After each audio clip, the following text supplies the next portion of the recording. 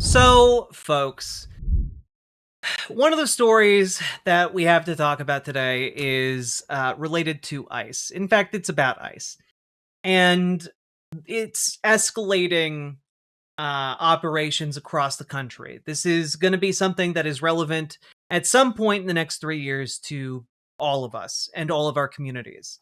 Right now, ICE is increasingly active in the Twin Cities area here in Minnesota, and it's grim. It is not great. And well, specifically, Minnesota has been targeted with ICE raids, not just the Hispanic community, but also the Somali community. Even though overwhelmingly the Somali community here are citizens, like they are full on citizens. Doesn't matter. And well, here's Ilhan Omar talking about the situation and the vilification that's been ongoing, specifically for my neck of the woods here in Minnesota. I want to ask you about something else that the architect of the president's immigration policy, Stephen Miller, said. On Thanksgiving Day, he posted, "No magic transformation occurs when failed states cross borders. At scale, migrants and their descendants recreate the conditions and terrors of their broken homelands." What do you make of this argument of failure to assimilate and sort of ruining America? How do you understand this? I mean, when I think about Stephen Miller and his white supremacist rhetoric, it reminds me of the way the Nazis described Jewish people in Germany. And, you know, as we know, there have been many immigrants who have tried to come to the United States who've turned back, one of them being Jewish immigrants. We know the way that people were described who were coming from Ireland, Irish immigrants. We know the way in which people were described back then when they were Italian immigrants. And to me, you know, we're yes, of course, ethnically Somali. We are in this country as Americans. Yeah. We are citizens. We are productive part of this nation, and we will continue to be. Congresswoman Omar, thank you for your time today. It's unfortunate that, like, she even has to bring it up, right?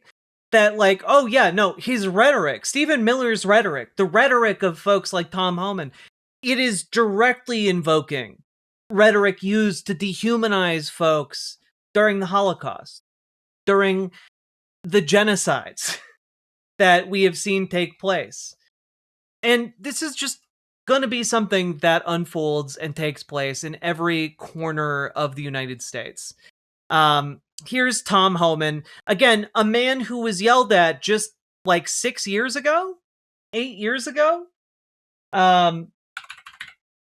a clip here that I've shown on stream before, from 8 years ago, rather, where a Holocaust survivor stands up and tells Tom Homan what he thinks of ICE operations. And this is 8 years ago, before ICE got massively expanded. In Poland, for no other reason but for being Jewish, I was hauled off by the Nazis. And for no other reason, I was picked up and separated from my family, who was exterminated in Auschwitz. And I am a survivor of Auschwitz and Dachau.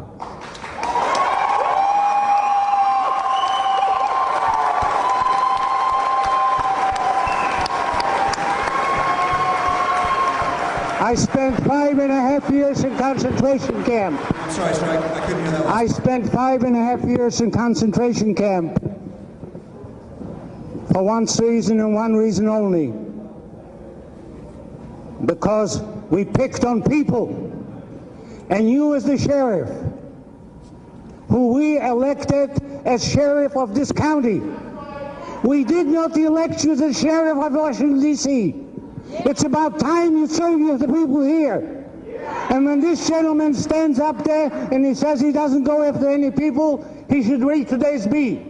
Because in today's B, the Supreme Court Justice of State of California objected to ICE coming in and taking people away from the courts. Don't tell me that this is a lie. You stand up here, Mr. Jones. Don't forget, history is not on your side. And then you fast forward this clip a little bit, and oh look, it's Tom Homan right there. It's Tom Homan being addressed by a Holocaust survivor, telling him that what you're doing is like exactly what was done to him. And when you know it, Tom Homan's still kicking around.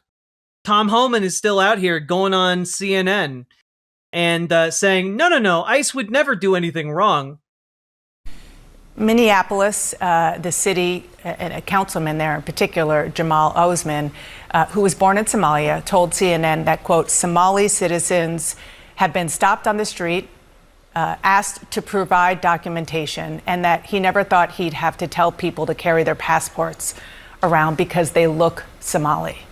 Are ICE agents stopping people because they look, quote unquote, Somali?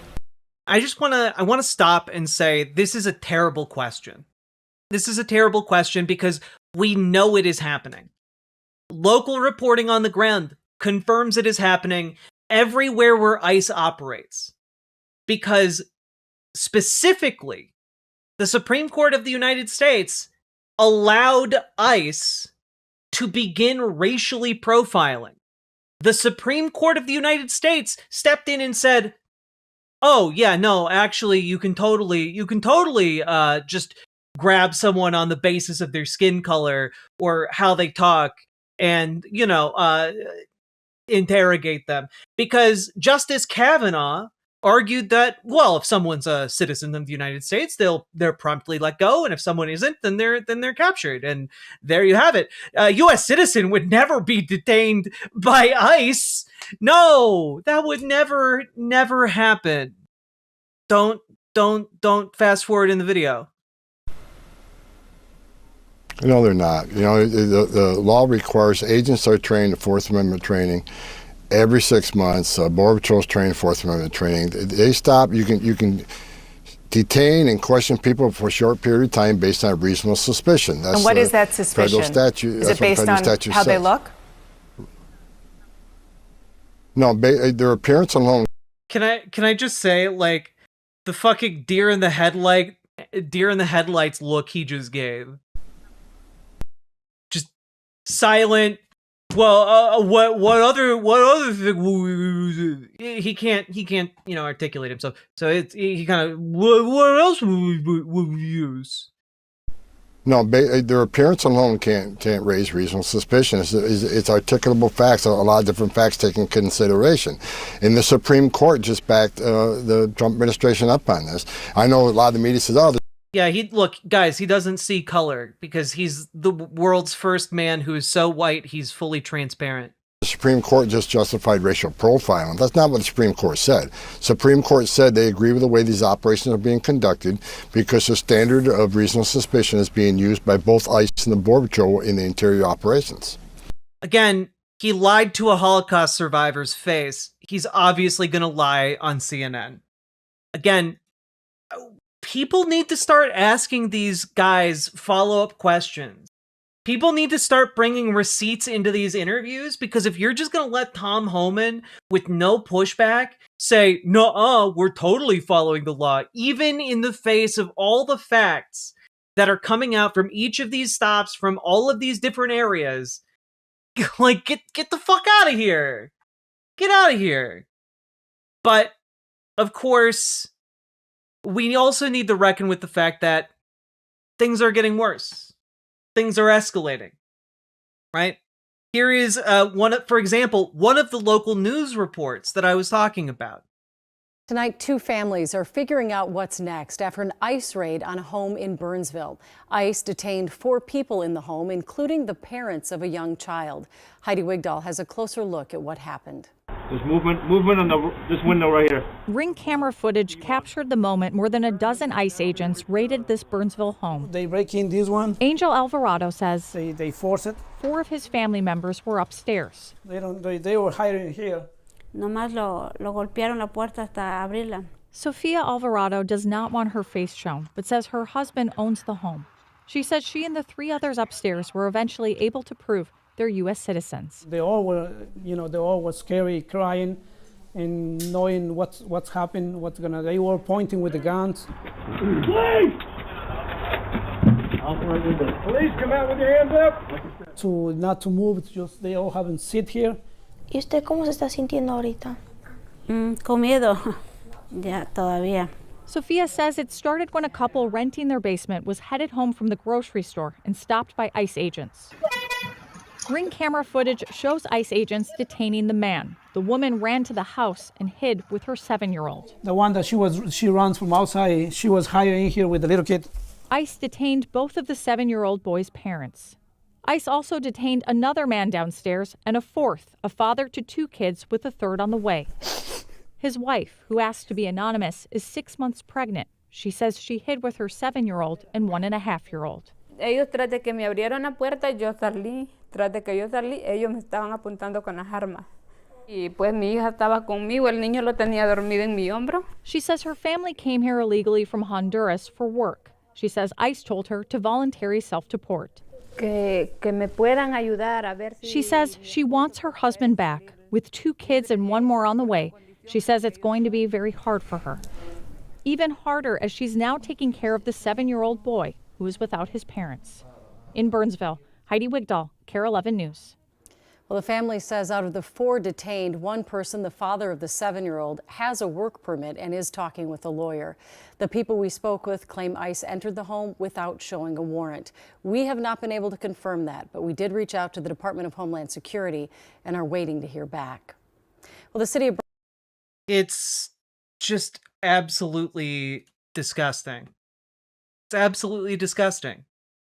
And you get statements on this by, for example, representatives like Representative Angie Craig, who, says ICE agents followed a Burnsville family home from the store, failed to present the warrant, and entered their home with guns drawn. They detained 4 legal citizens who presented documentation, leaving a 7-year-old without parents. A 7-year-old. Let that sink in. Trump's ICE is out of control. Now, this lady is an elected representative. Well, she is also one of the Democrats in the House that voted to approve of what ICE was doing. She was one of the 75 members of Congress who, with a D next to their name, who voted to approve of what ICE does. It is deeply infuriating to see the absolute failure of these members of Congress. It's infuriating. Like, I don't have words. Like, in response to a story where members of ICE stacked up outside of a home with guns drawn, ready to just kill everyone in the house, you're just like, oh no, oh my, how uncouth. The lieutenant governor of Minnesota actually bothered to call her out on this. Respectfully, Congresswoman, you voted with Republicans to strip due process from immigrants and to praise Trump's ICE this year. Now you're upset? Votes have consequences. Minnesotans deserve better. Trump chose the Lake and Riley Act as the first bill of his administration for one reason. He wanted to legitimize the mass deportation agenda. Every vote in favor of this bill normalized the chaos we now see. ICE is raiding restaurants, lurking outside of schools, and detaining U.S. citizens. I'm grateful for all the Minnesotans who are standing up for each other in this moment. That's the work. I will continue to show up for our immigrant neighbors. And, that's the kind of shit we need. But I'm not even remotely close to being done, right? Because individual citizens standing up are making a difference, are making the work harder for these ICE officers, are protecting their neighbors, right? Here is a small excerpt, right, from an NPR article. In her car, she followed federal immigration agents from South Minneapolis to a park-and-ride lot by the Minneapolis VA Medical Center's light rail stop. That's when her car was boxed in by 4 ICE vehicles and surrounded by mostly masked federal agents.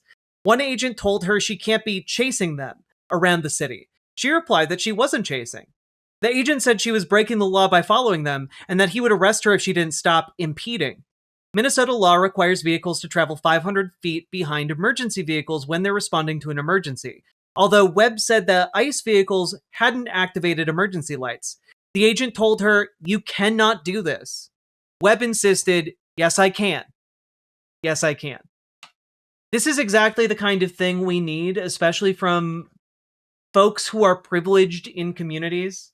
You know, a lot of white lady. Let's just say a lot of cis white ladies can get away with a lot.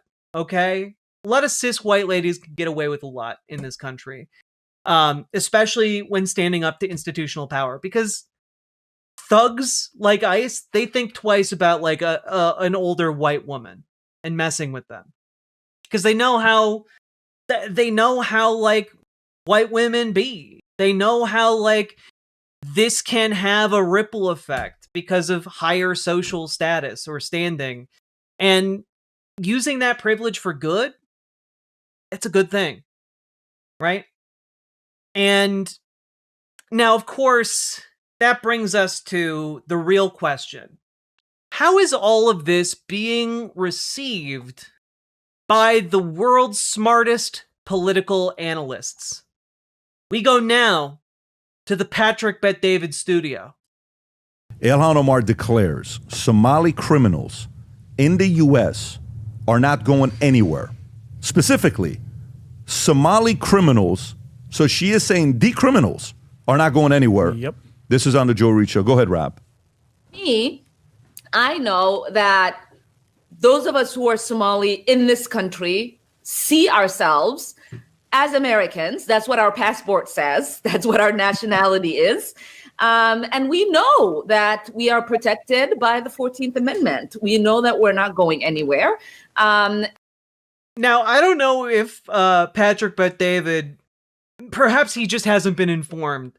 But when someone is a citizen of a country, even if they do a crime, they aren't just deported because they're a citizen already, right? Like, they just go through the criminal justice system. And, like, Patrick Bet-David is like, oh, the criminals aren't going to go anywhere. That means they won't go to prison. They won't go to jail. They'll just be allowed to do crimes. And, like, no, that's not how that works at all, you buffoon. And there is no way. I mean, he needs to just, I know he says he hasn't met me. Maybe he should spend 5 minutes with me, because then he would know that as Somalis, we are never intimidated. And, you know, we're never going to feel like our esteem or confidence Look at is that American shaken. flag in the back. She's been an American citizen for like, what the fuck, man? She came to America 30 years ago. A bigoted fool, She probably spits on that thing every making day. a mockery of the White House, of our nation, and of the presidency. Do you believe her, Vinny? Absolutely not. Absolutely not. You could just listen. A lot of people always want to like facts. Give me facts.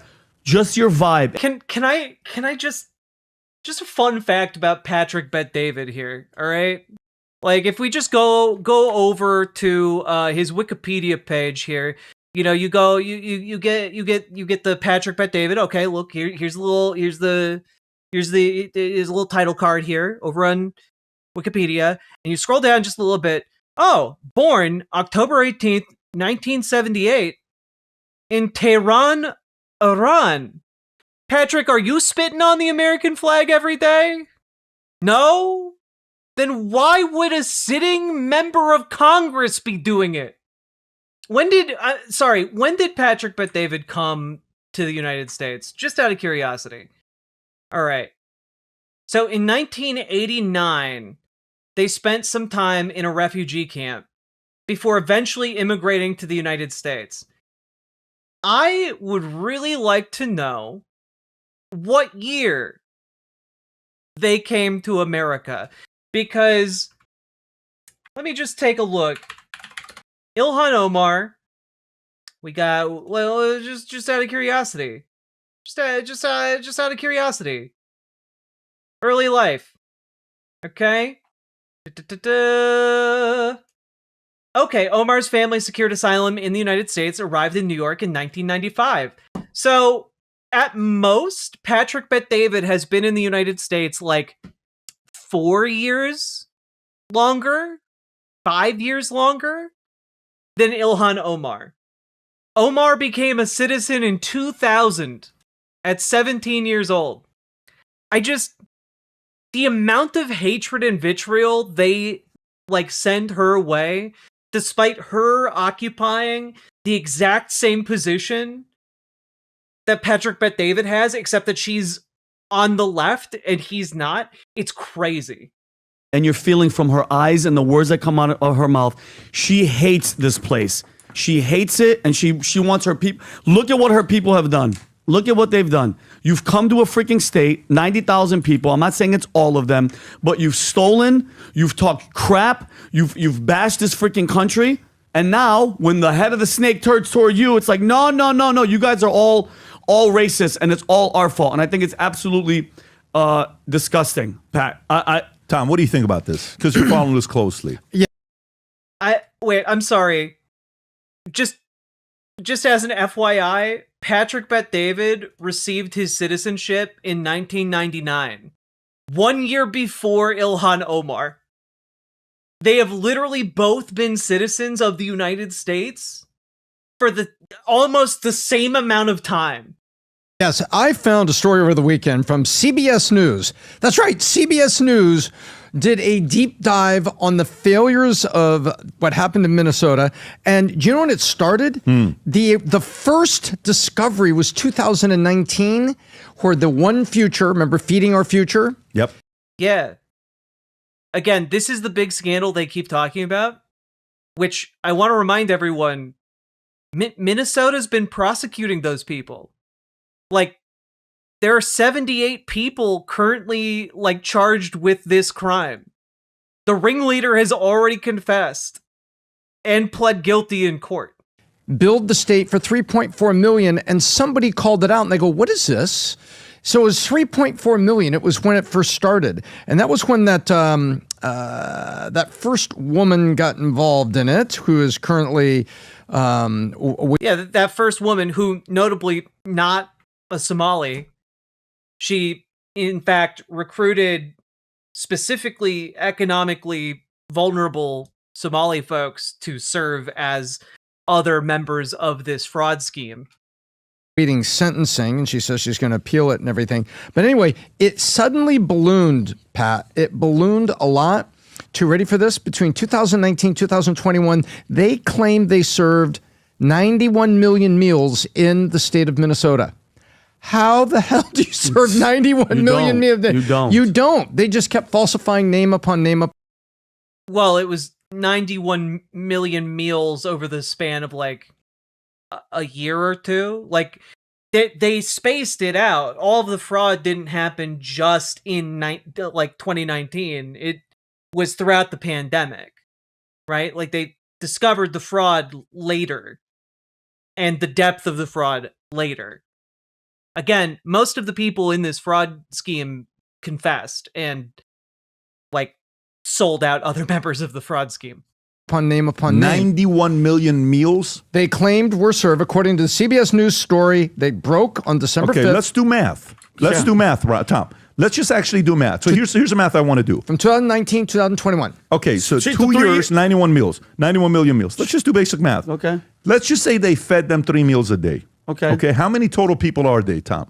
How many total people are they? In Minnesota, you got to look up the population of Minnesota and then find out how many are kids. Because remember, you had to be kids under 16 for this. So this was kids under 16. That's what this is about. Yeah, the Feeding Our Future how many was kids, children, right? So let's do the math. If it's 91 million meals, 2 years, 2019 through 2021. Okay, so let's just say that's you have 2019, 2020, 2021, Patrick. Man, I'm so tired, y'all. Let's even say that's 3 years, which is what? 1,100 days, okay? So 9,100 meal divided by 1,100 days equals 82,727, okay? Then that's if they feed them a meal every day. then if you take 3 meals a day, that's 28,000 kids that were fed every day straight for 3 years straight. Unbelievable. There are like 1.3 million children in Minnesota. They're acting like this is like the most obvious fraud. Like that actually sounds fairly plausible, man. Like, oh, you fed like 26,000 kids? How many? 28,000. You fed 28,000 kids every day? That's actually out of 1.3 million. That's actually not like oh god. You know, if you bothered to just like look it up, about 163,380 children, or 12.9% of Minnesota's children, lived in poverty in 2017. Again, from the Minnesota State Demographic Center. Now, the number he's throwing out there is entirely consistent with serving a population of children in the state. Man, they really need to check out whether or not the math is actually that weird prior to them doing the simple math that they couldn't have been bothered to do before the show. Kids that were fed every day straight for 3 years straight. Unbelievable. 3 meals a day. No, I don't believe. Yeah. No, not with the population of Minnesota. That's and the federals. Yeah, it's not like you could go to the Minnesota State Demographic Center and find that, because I guarantee you the number of children is bigger now in 2025 or in 2019 than it was in 2017. That came in on it because Governor Walz received $250 million in federal matching funds because he took the program to there that said, hey, we've been feeding all these kids and our budget can't carry this. We need this. So he was given the money in 21. Additional 250? The 250. Now, who got the money? Who gave him the money in 2021? Biden. Exactly. I love that these guys are like, ha, it was Joe Biden's fault. Tee-hee. Ignore the previous 2 years, though. Exactly. And then this goes, and by the way, they've now estimate that this 1 billion is just sort of a rounding of the first. No one will put together a hard number following up, but they say that it's like a rounding of what this is probably all about. But listen to Omar. Here's Omar's pathology. This is a failure of the FBI. That's what she said. Oh, to accuse us of this, you're racist.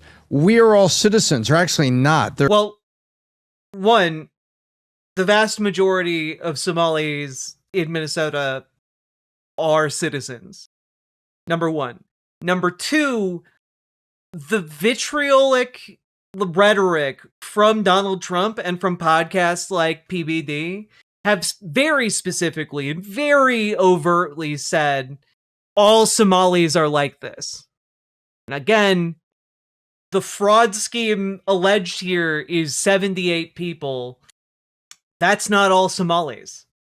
There's one estimate that said up to 60% of them are here illegally once they get around to checking IDs. 60%. No, they're not. The Somali community came in as refugees. They came in via a refugee program. They're here on asylum, and most of them have gotten their citizenship. 60% of the Somalis up there are there illegally. So look at her thing. Oh, now this is our country. We are Americans. Look at all the deceptive angles that she's putting into this to create this, I'm going to call it the fog of war around the investigation. Like, I'm sorry, but when you look at just real quick, when you look at the national data on Somali folk, around 75% are citizens who've been naturalized via the same process and the same vetting that Patrick Bet-David went through. And Tom, she became a multi-millionaire in this time frame. She was making no money, probably like $50,000, $60,000, and all of a sudden, boom, she's worth 28, 25, 30 million dollars. Well, CBS pointed out that there were 7 people that were found to be living ridiculously lavish lifestyles on this. Yeah, cars. And there are houses. people that have been, incarcerated. It's 87 people have been charged. 61. Yeah. Oh, all these people living these lavish lifestyles. Yeah, they got caught. They got caught, bitch. What are you complaining about? Convictions. The U.S. Attorney's Office is still all over. Also, like, the thing about these fraud crimes is that when you get caught, you have to give the money back. Like, it's not like, oh, we caught them and now they have to go to jail, but they get to keep all the money. Like, no, obviously they have to pay the money back. Over this, but they're not getting cooperation. They're not getting witness cooperation. Ilhan Omar's net worth when she entered off. Yeah, in Minnesota, 87% of foreign-born Somalis are naturalized citizens.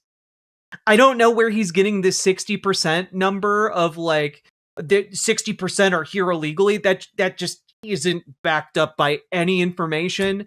Maybe he's getting his information off of, like, 4chan or, like, Stormfront or something, like some kind of white supremacist org. I genuinely don't know, but, like, 60% is just patently incorrect. In 2019, she had negative $45,000 in student loan debt. No. What year? 2019. Okay. Today, her net worth is somewhere between $6 to $30 million. We did that one already, and they say some of that's range. tied because of her husband. Yeah, which is still, it's a little suspect. Rob, what do you have here? This is where she talks about the fraud being on the behalf of the FBI. It's the FBI's fault that they did not catch this fraud that was going to the terror organizations. Well, also, like, they're complaining about her net worth. Yeah, she's a member of Congress now. She, like, makes actual money.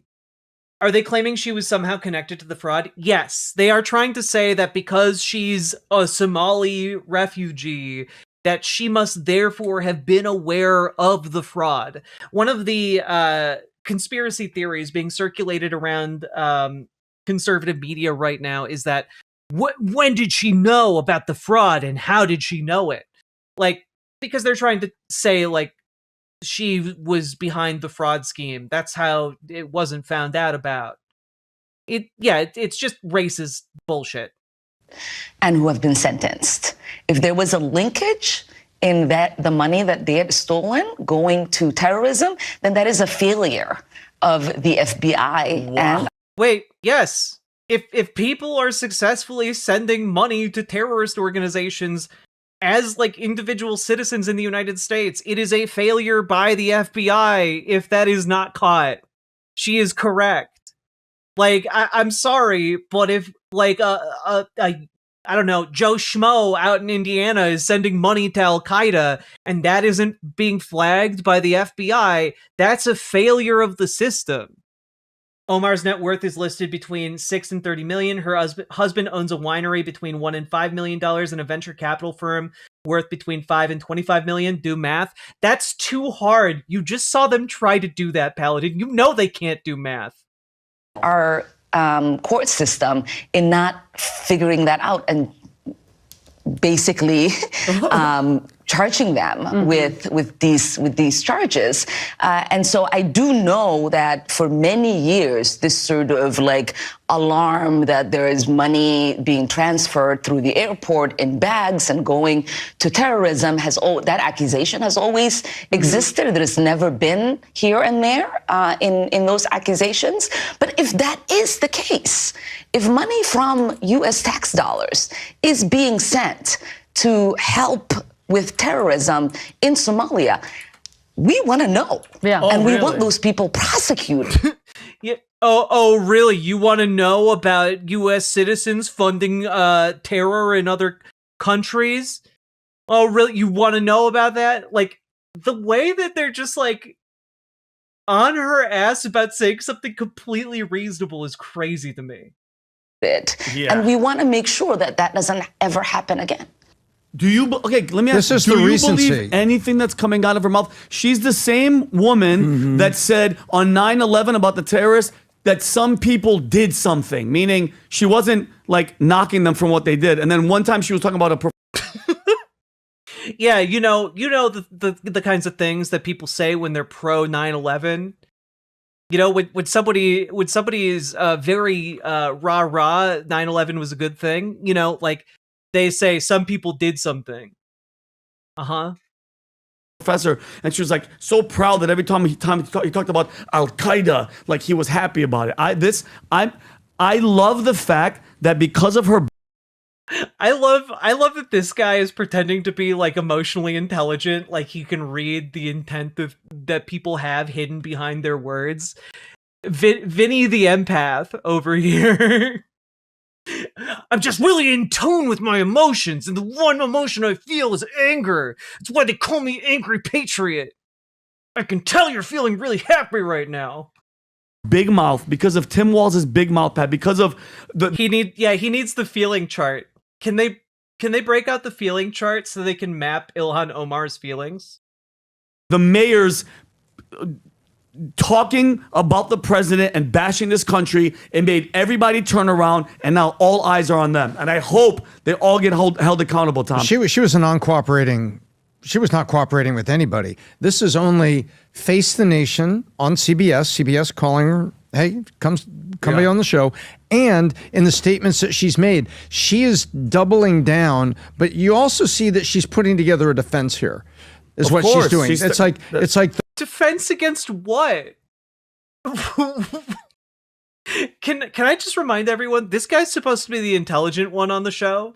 Like this guy is supposed to be the one who's like super smart and like understands like politics and business and economy, and he's just out here saying shit.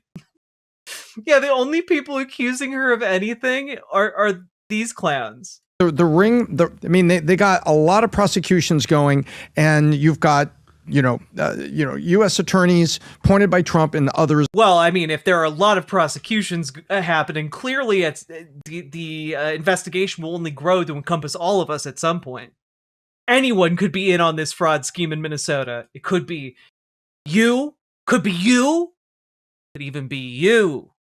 That are closing in on this now, and you've got her suddenly saying, oh, well, we want to have good things in America. We wouldn't want this to happen. We want these people prosecuted, but it would be the FBI's fault. Oh my gosh, it'd be the FBI's fault. But the FBI is charged with making sure that people aren't supporting terrorist organizations. That is in fact part of their job and mandate.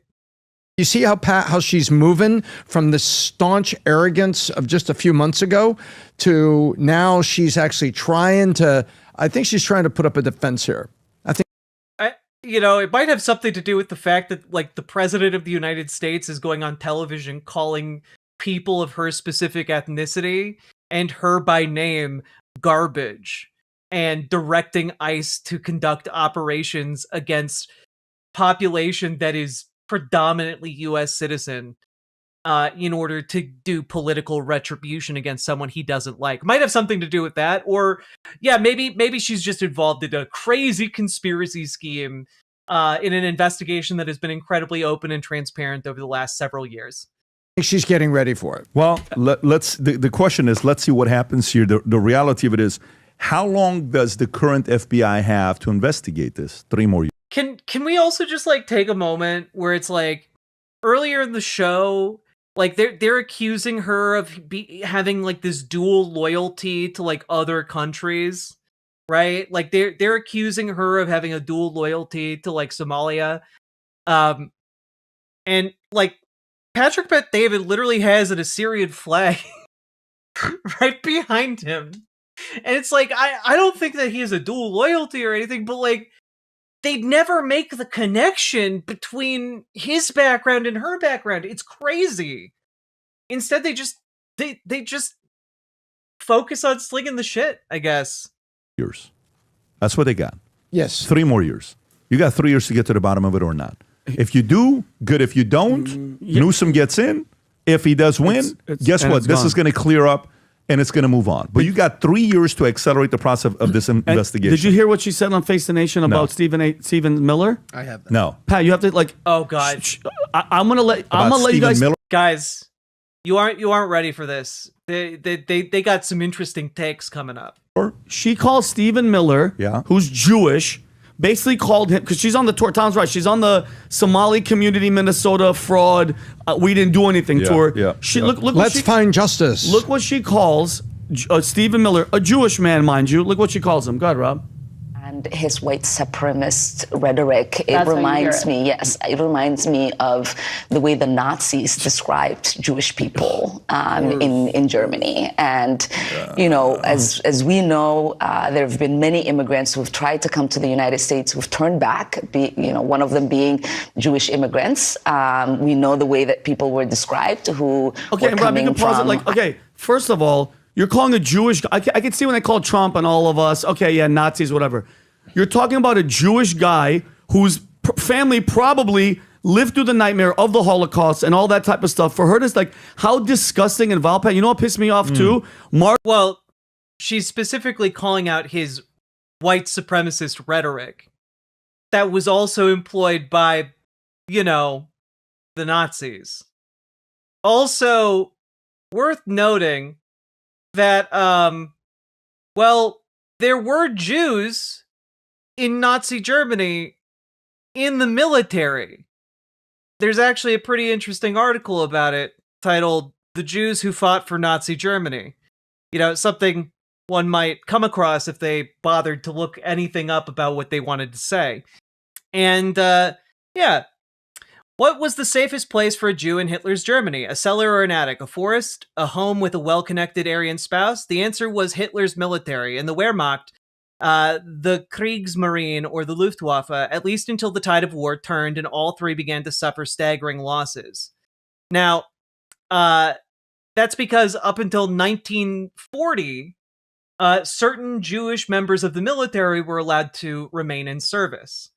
It wasn't until April of 1940 that a directive came down through the Nazi military to purge it of anyone of Jewish heritage.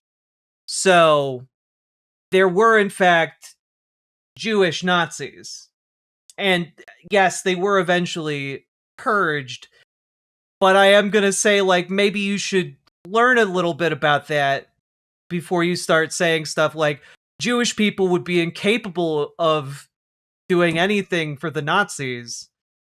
Also, did Miller's family immigrated before World War II, like in the early 1900s? Margaret Brennan sitting there, not one pushback, not one, wait a minute, Well, I mean, look, you can just read what Stephen Miller writes. Dude has a hard-on for, fascist white supremacists. Playbook he draws on quite a bit. And that same playbook was used to bar Jews from immigrating to the United States during World War II, which is what Ilhan Omar directly references in the clip you just played. Calling a Jewish guy a Nazi and a white supremacist, that says a lot about your character. This girl, Margaret Brennan. And then I did some research, Rob. Look where she went to school.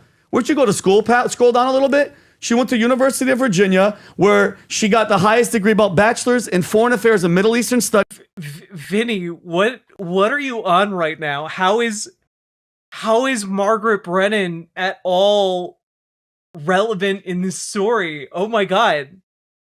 Minors in Arabic, and also she married a guy who's Syrian. So I could see how she loves Middle Easterns and she wouldn't call out somebody calling a Jewish guy a Nazi and a white supremacist.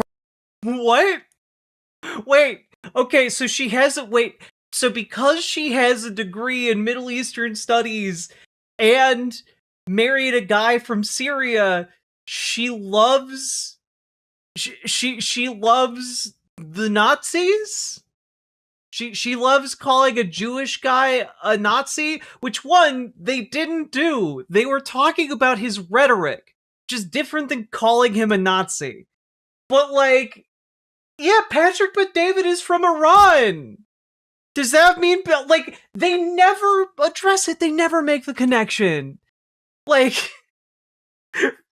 did you forget?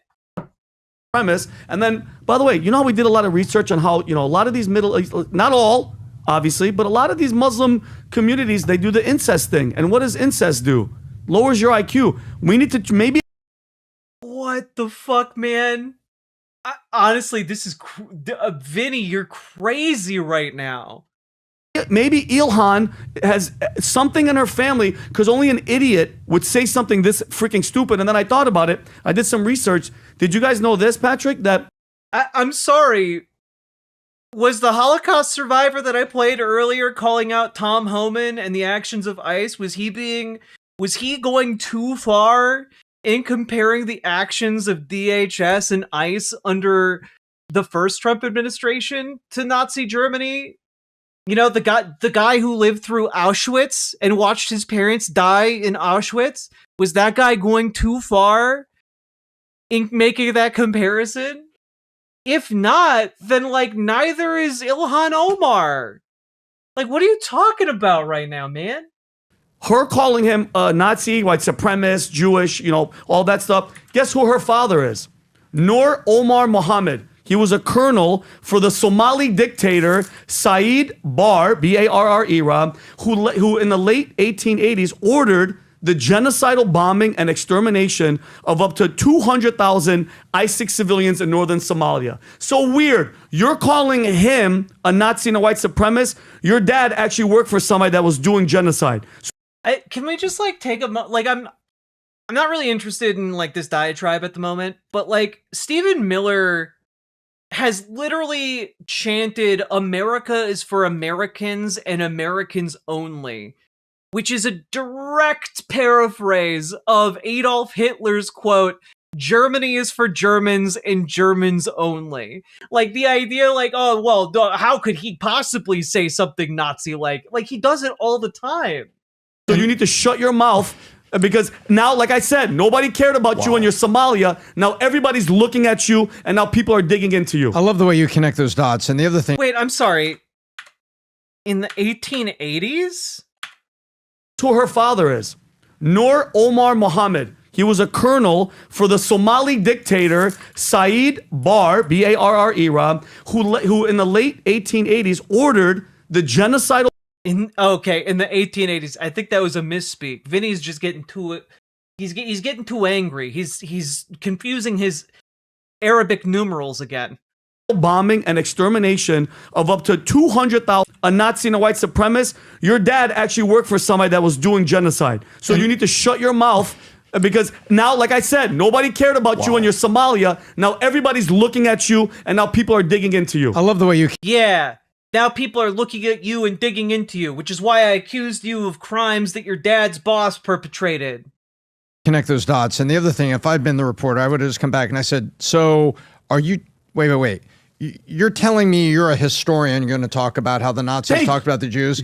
Yeah, I think you should draw a line there and go make your point without that. Thank you, Tommy. Because Pat, you're an actual, like, legitimate reporter. You have a woman calling a Jewish guy a freaking Nazi. You're like a real reporter, man. You threw that 60% number out and didn't even fact check it. You didn't even need to look if it was true or not because you just knew it was true. You're like a real reporter, man. Like what? I'm not going to let you sit here and be a World War II historian. Exactly. This is Ilhan Omar's dad? That's Ilhan Omar's dad. No, this is a Saeed Barre. Look at the mustache he's got. Holy moly. Inspiration. I'm still not convinced that like they don't understand that this man isn't her dad. Oh, weird. Yeah. No, but that's her father was Noor N-U-R Omar Mohammed. Worked for this guy who did freaking atrocities and massacred and did a genocide. So please stop talking, okay? But I'm happy that they're doing an investigation into her and her freaking Somalis. And by the way, now there's Somalis. They're out there pissing on Donald Trump's star in Hollywood. They're out there making. Yeah, well, yeah. Donald Trump called them garbage. Like, yeah. That's what happens when someone calls you garbage. You then disrespect them back. Which I feel like Vinny should probably understand, because I feel like Vinny's main thing that he understands, given that his name is Angry Patriot, is anger and vindictiveness. Like I feel like Vinny, out of all these guys, should understand that like when someone disrespects you, you disrespect them right back, because that's what you do when you're an angry patriot. Do you have that clip of the guy that says, I can't wait The only thing I regret is that the president will never see. Yeah, that one right here. Have you seen this one, Vinny? No. Also, I'm just Wikipedia reading here, because I don't care to be an expert in this. But just taking a look here.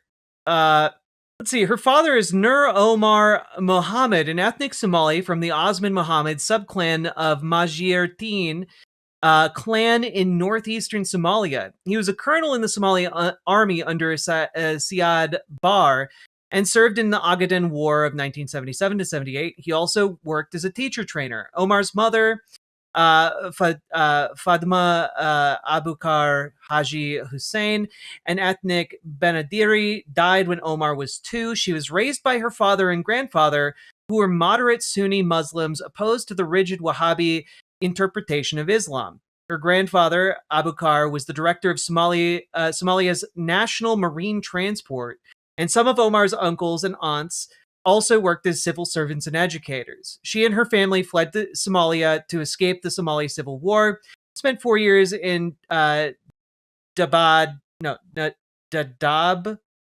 refugee camp in Garissa County, Kenya. So that doesn't sound like this was a family that was like super on board with the whole massacring and genociding thing that took place. Just spitballing here. Yeah.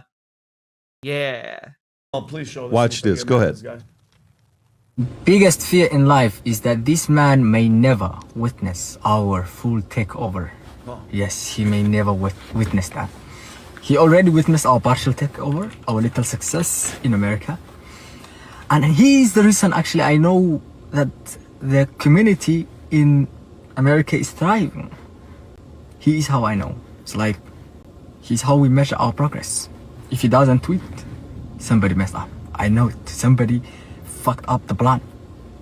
If he tweet, you can pause it right there, and then go to. By the way, Captain Phillips. They're just being so open about it. This guy here, So Vietnamese open about it. guy I love that this goes guy. viral. I love this Look guy. how he brings common sense into this. Go ahead, Rob. Since when the fuck did we have to bow down to certain communities? Look, I'm Asian, I'm Vietnamese, okay? When we have our own communities too, and our communities thriving. You know, we have businesses. We've been here only, what, less than 50 years since after the 1975. Our communities are thriving throughout the United States. If you look at our numbers, there's only about 2 million of us here in the United States. I genuinely, I am so confused right now, other than they're like, look at these immigrants. And out of that 2 million people that we have, majority of us have businesses. No, they're genuinely so mad at these guys. That first guy definitely trolling to get a rise out of people exactly like him.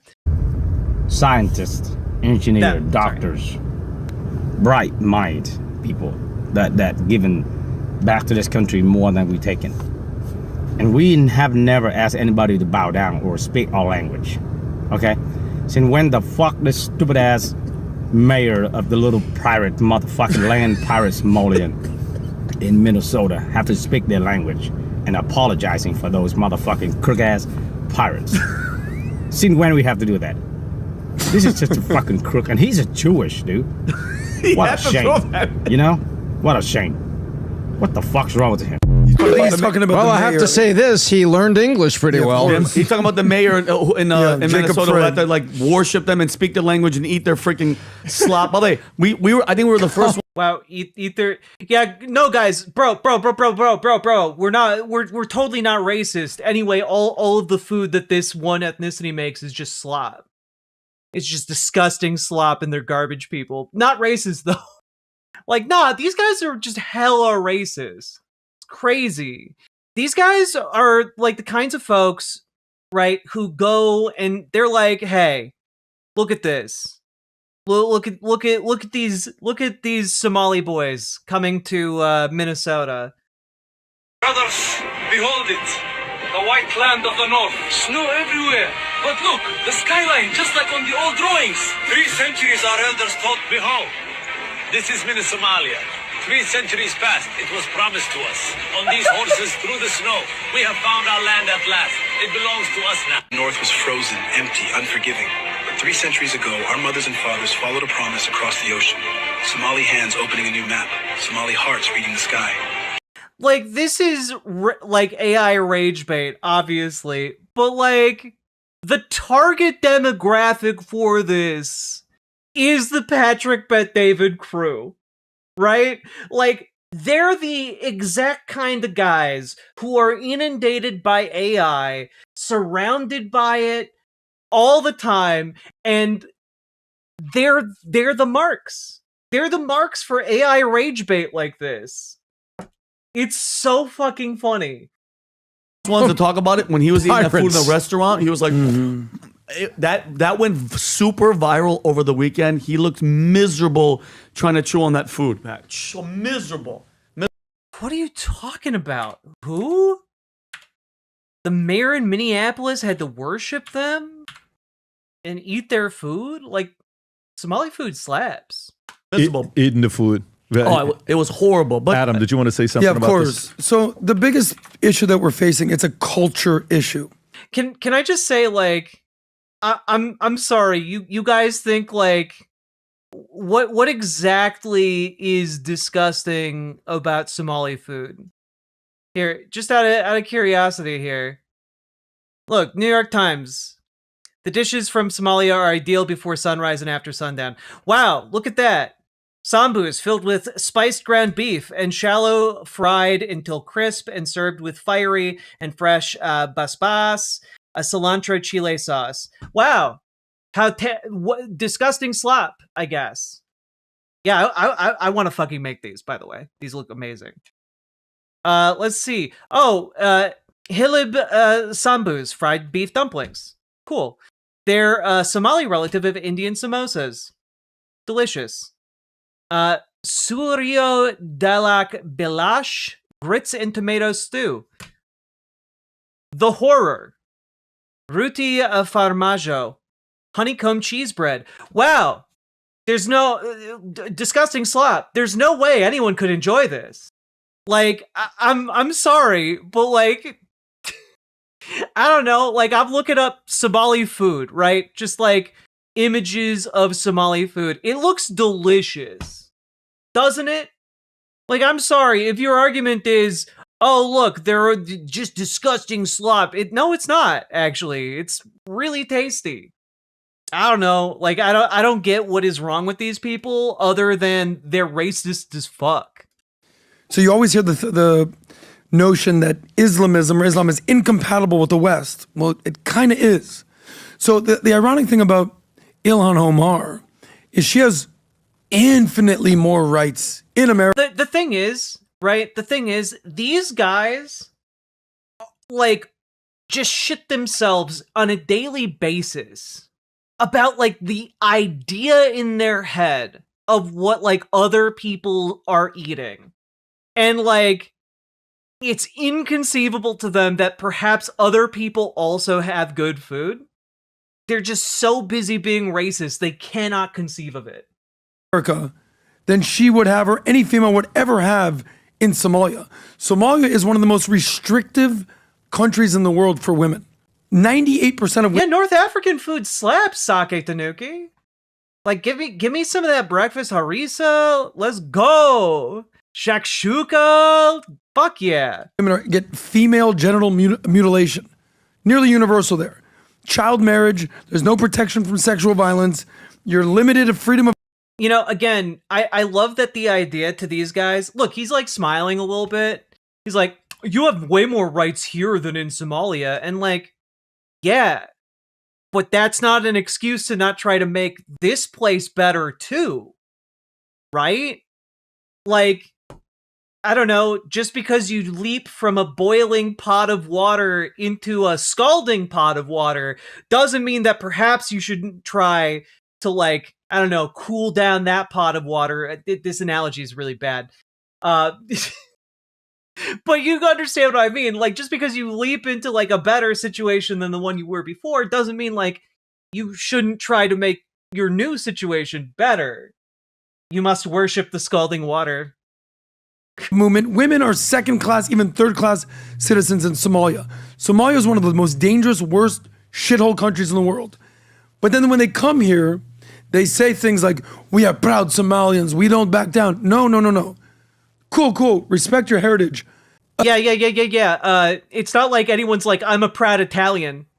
Do you think this guy, I forget what his name is. Do you think this guy has a problem with people calling themselves proud Italians? Or proud Irishmen? Proud.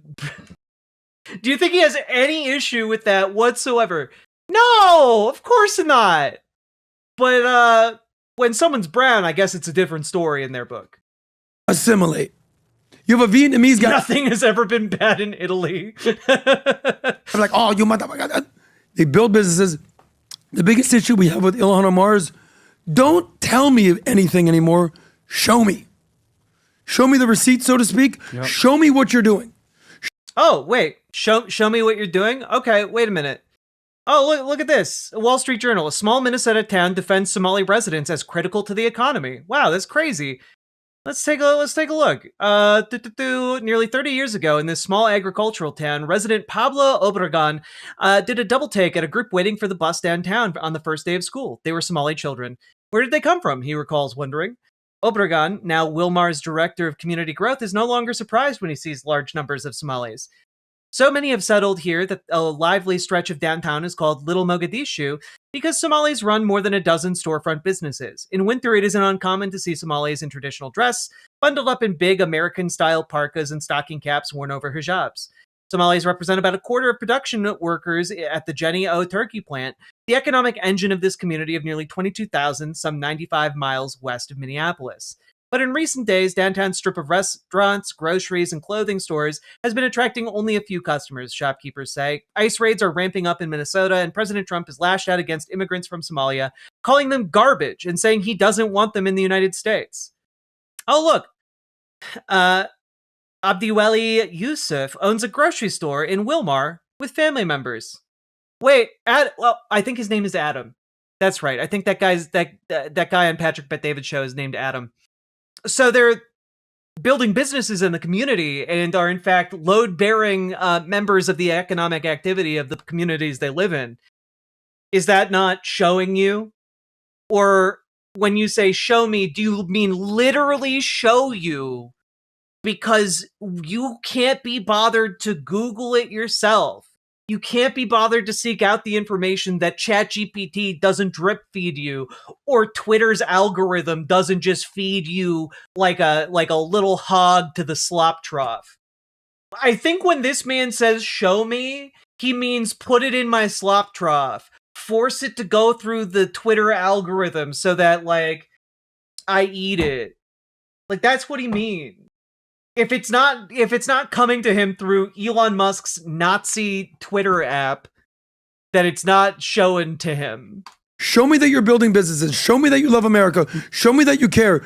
Don't show me that you're sending money to Al-Shabaab in Somalia. Don't show me that you hate Donald Trump, that you speak against the president. All I'm hearing right now is slurping sounds from the piggy trough that he gets all of his ideology from. Show me that you love America. Right now, their talk is cheap. Rhetoric is cheap. So either you're going to walk the walk, or you're just going to talk the talk. All she's doing is talking, blowing hot air. And I hate the fact that, and you come here, and and this is the system. I'm gonna blame them, but you can't blame them about the welfare. Think about this: immigrants from Somalia overwhelmingly rely on government welfare. In Norway, 73% of Somali immigrants are on government aid. 73%. In Sweden, 64% of Somali immigrants do not have jobs or education. In Denmark, 69%. You know what's crazy? I wonder if they've ever looked up how many white people are on welfare in the United States.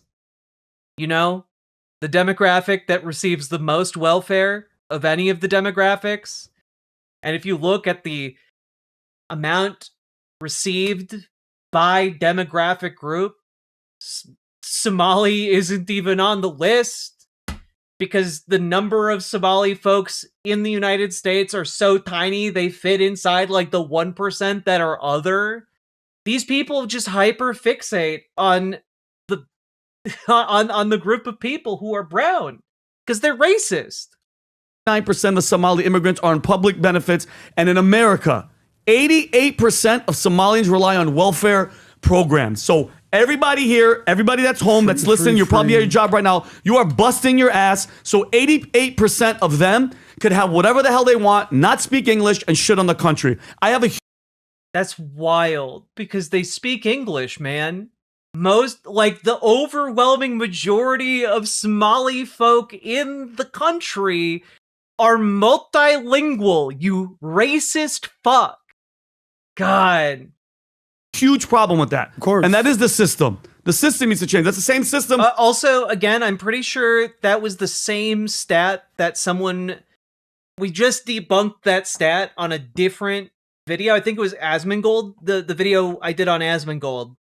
Again, the actual percentage of, like, Somali folks on, like, food stamps, for example, is like 42%, which, you know, makes sense largely due to the fact that they are Civil War diaspora who fled the country with nothing. Now, also, that 42% number, not necessarily the most reliable number. Now, I think this might be a better number to go by. Let me just pull this up real quick. Let's just go with this. Back to tonight's top story. Sources tell ABC News that immigration efforts targeting Somali Minnesotans are underway in Minneapolis.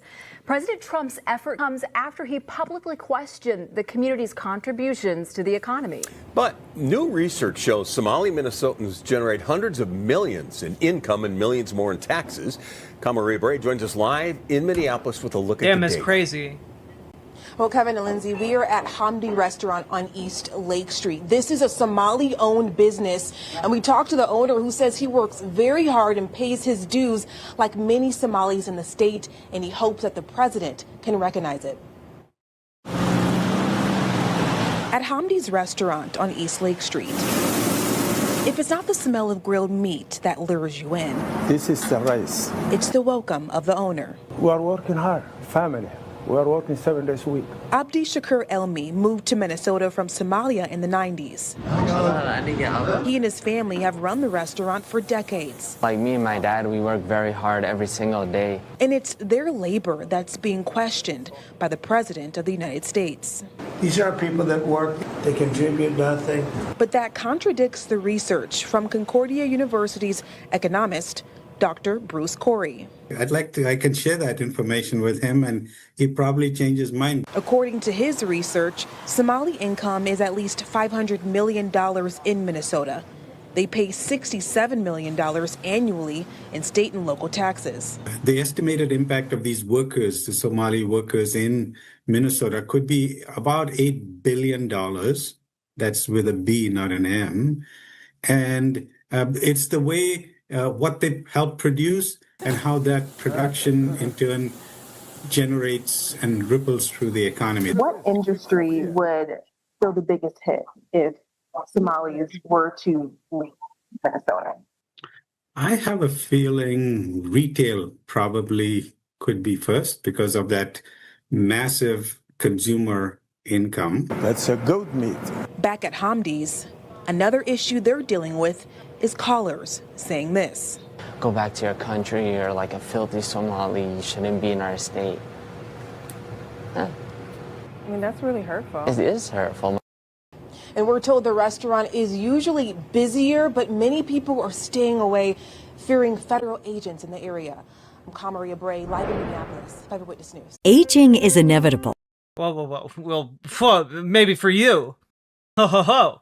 Now, like, I hope that I have been able, so far through this segment, I know it's been a very long one, but to point out that the ideology these guys espouse and share on their show on a daily basis is one that can thrive only in ignorance and in a lack of curiosity. Because if you just Google their claims, if you just search and, like, have a bit of skepticism and, like, look up verified high quality sources about what is actually happening, they will all reveal these folks to be charlatans. The Patrick Bet-David crew, they don't know what the fuck they're talking about. The one guy stabbed somebody, what, 63 times you get arrested? Come, like, what are we doing? The biggest thing is this. We can talk about it from a national perspective, podcast, whatever. The people in Minnesota. Hey, guys. Hi. Minnesota nice. What's up? Is this what you want from your state? Yes. Is this what you want? Yes. You know, a generation ago, it was the whitest, blondest, blue-haired people. And I'm all... Yeah, and you know what? We invited and allowed in refugees from war-torn parts of the world because it's the right thing to do. Because it's the right thing to do. They were people who needed a place to go, and they are more than welcome to be here. And we will keep them safe from assholes who want to hunt them down like you. The kinds of folks we don't want in our state are folks who are going to discriminate and spread hatred and bigotry like you guys. Don't come here. Stay the fuck away. We're not going to help you dig out your car if it gets stuck in the snow. About diversity. Did he just claim Minnesotans are Aryans? Yes. Which again, if he knew anything about this state, he would know that's not the case. And acceptance, great, we all love that. But at what point does tolerance completely backfire? If you... It hasn't. It only appears to have backfired in the mind of a goddamn racist who should be putting on Klan robes. Which goes for like every single one of these guys, by the way. Love Christmas as much as we do, okay? We got 3 Christmas trees in the house. It's a spectacle every Christmas when... Why is he talking about Christmas? You know, Thanksgiving ends. That following Friday, I have to carry this 10-foot tree that weighs 600 pounds, and the family waits for me to come through, and we get this big tree, we put it in there, and I go up the ladder, and I'm telling you right now, every year I'm getting closer to falling. Okay, I had it under control at 43, 44. I saw the ladder. At 47, Vinny. Oh God, is he selling pills? Is he going to sell pills to us right now? I am so... Is he going to he's going to transfer from doing just the most virulent, bigoted shit you can possibly spread on the internet into buy my muscle pills. High. I'm so high that if a little bit slips, I'm falling on my back. We're doing podcasts out of a wheelchair. Nobody's helping you? And it's always like, can you... Wait, what? What do you mean? Your podcast bros aren't going to help you move a Christmas tree? Man, you guys must be really shitty friends. Put the star all the way up top. I'm like all the way trying to put this thing up. I think there's something going on. Like it's like an inside job. There's a story right there. You have to do it yourself? Yeah. No. Whoa, it's an inside job? You're not able to carry your 600-pound Christmas tree all by yourself? What, are you going to blame that on Somalis too? Like, you racist piece of shit? It's a blast. Obviously, everybody loves it, and Dylan loves decorating the tree. I hope for those of you guys, get a smaller tree or hire dudes to deliver a tree. There are lots of big boys who will come and like muscle their way in with a tree. Like you've apparently got money. That do as well. We love Christmas, and our Christmas merch is officially out. Oh, it's the Christmas merch. I was really hoping for like fake testosterone. The hat that we couldn't keep a single one of these. Guys were ordering 50 of these at a time. Rob, can you? Bullshit.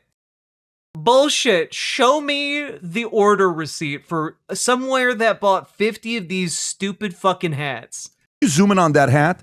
This hat was such a massive hit last year. We sold 3,000 of them like this. They were gone, okay? And people were buying it as Christmas gifts for others, and then they were sending it to their clients, their friends. It says, Merry Christmas. If I got this from a friend or a client, I would absolutely no longer have a relationship with them. Future looks bright on the bottom and on the side with the VT logo. It's just a sick hat. We got a few hats. But that's nice. The inside of the hat wishes you a Merry Christmas. It just wishes your little hair follicles a Merry Christmas, a Merry time. That's one of the hats sold out. This one that says Merry Christ Christmas. Nice. This one's sold out. This one's gone. But you have the red one. You have the green one to choose from. And then that one as well, Rob. You have this one.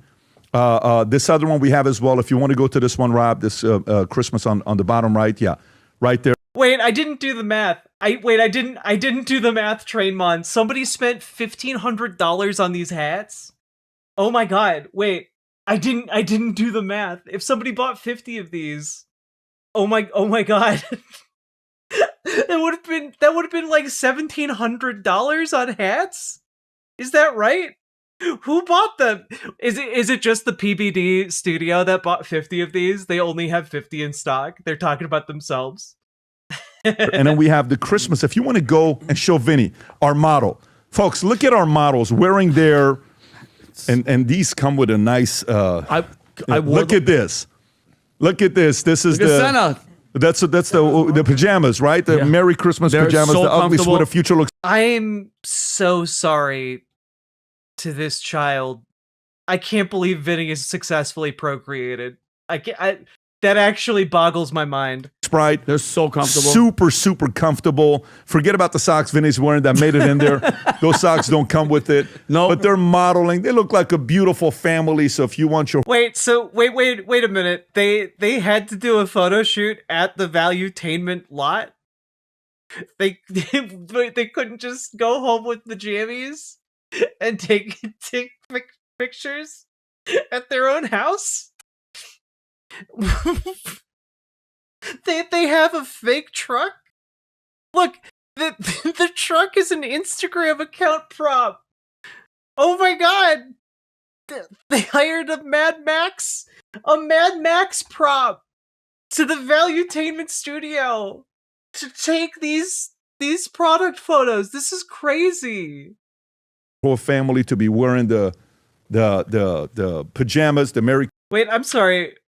This photo has a watermark, but then it's removed in the other one. So if you want your whole family to be wearing the pajamas, the Merry Christmas, we also got these sweaters here as well. Max's the truck ugly is in sweater. there. This is sick. Fuck. Look at that. Go to vtmerch.com, place your order, and we decided for everybody that does it, we just ordered a few thousand of these. You're going to get the Valuetainment Merry Christmas ornament that we're going to give to you, and the Valuetainment Future Looks Bright, Santa Claus, Merry Christmas. With any order you place, go to vtmerch.com, place your order, Max, and Holiday guess what? Road. Kamala Harris doesn't want you to say Merry Christmas. Yep. And we don't mind saying it, okay? We don't mind saying it at all. Merry Christmas to you. If you enjoyed this video, you want to watch more videos like this, click. I'm a little speechless because that was way worse than I thought it might be. Riverboat Jack is coming to town. All the viewers gather round. Twitch and YouTube and Swishy streams. All that content is bursting the seams. Politics, gaming, and plenty more. Your sense of fashion you'll adore. So grab your stuff and hop aboard. We're going straight to Jack's Discord.